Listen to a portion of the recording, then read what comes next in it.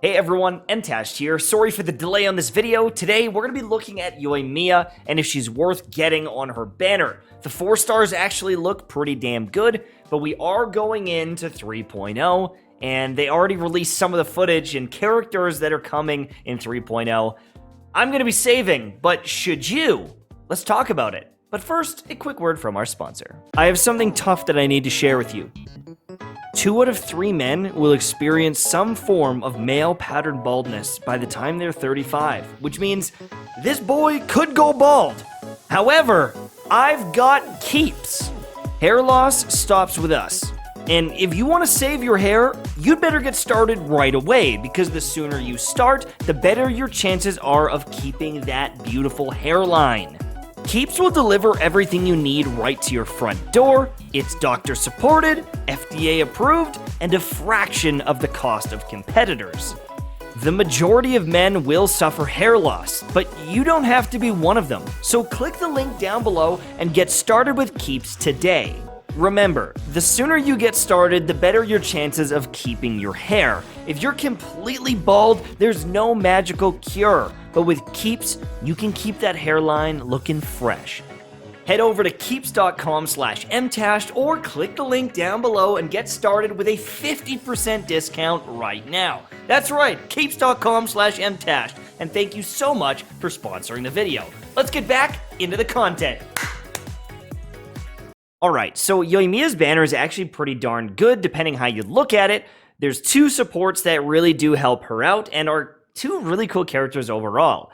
Bennett is a pretty much must-have in everyone's account, so if you are a new player and you don't have Bennett, as long as you like Yoimiya, it's almost a no-brainer, because Bennett is an endgame, top-tier, S-rank, 5 million star unit, right? And if you can get him to C1, if you can get him to Beyond, he carries every single account ever created, right?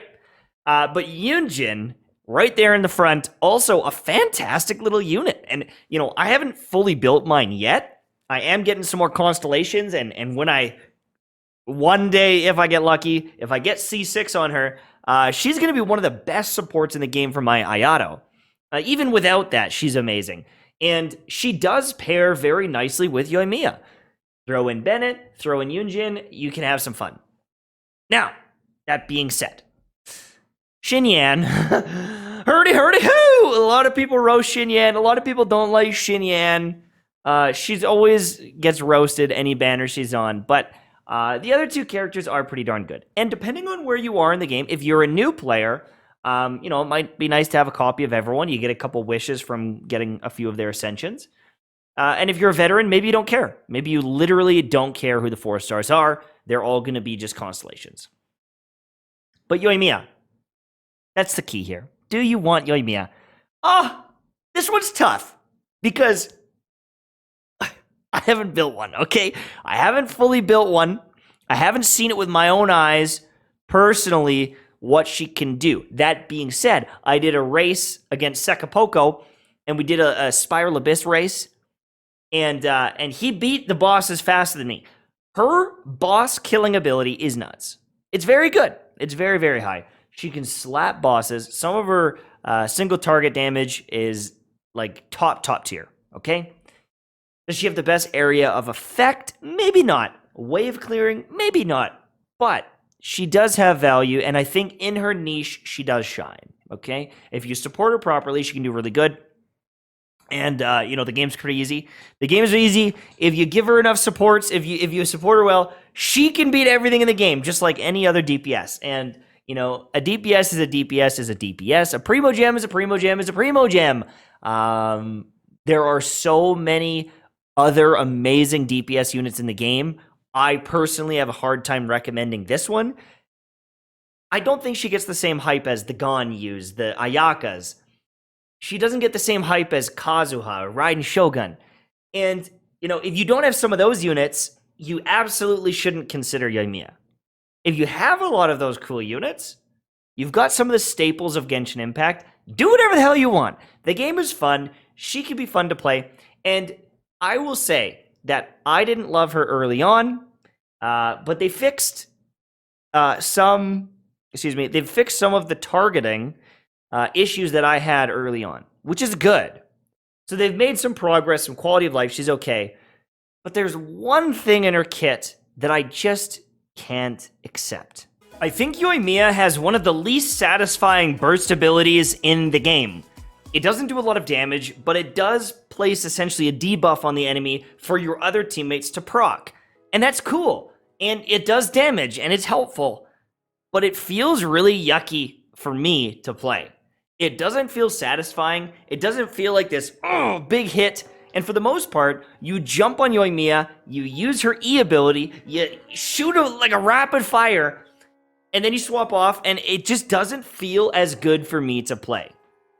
But at the end of the day, the community doesn't act like she's this big meta, incredible thing the same way they do about other DPS units or units like Kazuha or Raiden Shogun. And if you are a new player and you don't have Kazuha, Raiden Shogun, maybe even Zhongli, some of those top tier DPS, it's very hard for me to recommend Yoimiya. I think she's good. I think she fits very well into her niche, and maybe she's even more widely acceptable than I think, or I have it in my brain. Again, I've never really fully built her. But do you need her? I don't know about that. And with all of these new characters coming out, I mean, just look at this. Some of these characters look fantastic. Really, really cool. And we don't have any information on them. Maybe they're trash, but they look awesome. They're right around the corner, and I honestly think it's way more worth it to wait and find out than to pull on Yoimiya, who is maybe middle of the pack, slightly above average if you're looking at overall DPS, and check out and see if some of these units are more meta. Because again, a Primogem is a Primogem is a Primogem, and like, honestly, I mean, I would wish for that guy, but these models look really cool. I'm really excited about some of these units. And I just think it would be a mistake right now to wish on Yoimiya. Before all this stuff drops, you're going to get a bunch of Primogems. You might have an opportunity to get multiple of these characters.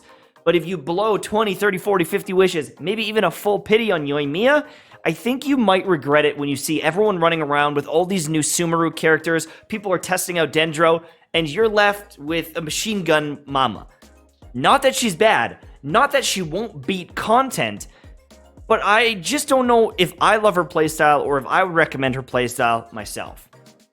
That's pretty much it. That's all I'm going to say about that topic.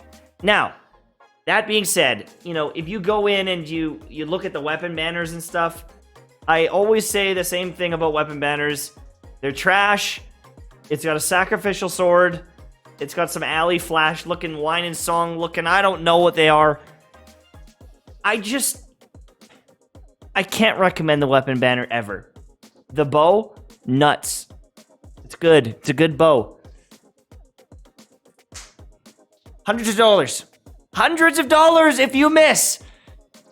You can pump your account, ruin your Primogem economy, put tons of wishes in here, and get almost nothing to show for it. If you get 2 of this sword. Okay? Don't do it. And that's pretty much it from me.